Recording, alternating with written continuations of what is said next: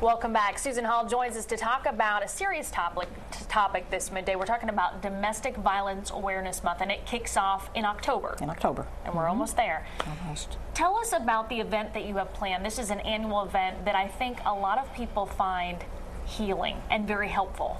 I think they do, and thank you once again, Susie, for having us here to publicize Domestic Violence Awareness Month. It begins in October, runs the whole month, and we will begin Monday at the courthouse at 10:30 in the morning, third floor of the Rotunda, where the mayor will actually proclaim October as Domestic Violence Awareness Month.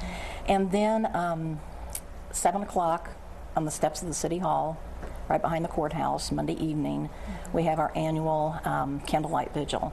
And that's where we release balloons in memory of each of the victims in the Wabash Valley that have died as a result of domestic violence.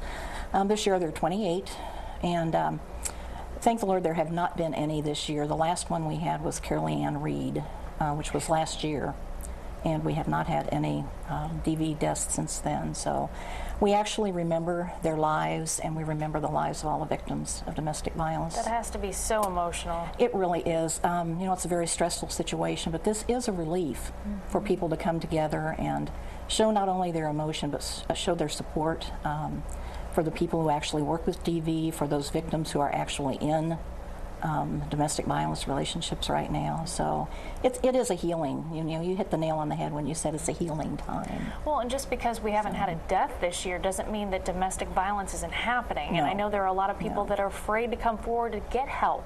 Our shelters have been full. You know, one thing about domestic violence is that it lives in silence. That's probably the tragic thing about it. And if people would just remember that CODA is available, as are shelters all over the state and the nation, all over the world. And if we consider that 1 in 4 relationships is plagued by domestic violence, that's a fourth of humanity. That's astronomical. 1 in 4. 1 in 4. So the first step, if you're watching us right now and you're dealing with this personally, you need to make that phone call. You need to make a phone call. You need to tell somebody. You need to get it out in the open so that you can begin healing. We have wonderful advocates at CODA. We have a 1-800 number that's in the phone book. You can call our administrative offices, which is 812-234-3441. And we will just try to get you the help that you need. One thing that I would love to mention, though, is when we go to displays and fairs, health fairs, people rarely come up to the CODA booth to pick up materials. And I think it's because perhaps they're embarrassed. And I would just like them to know that we have so much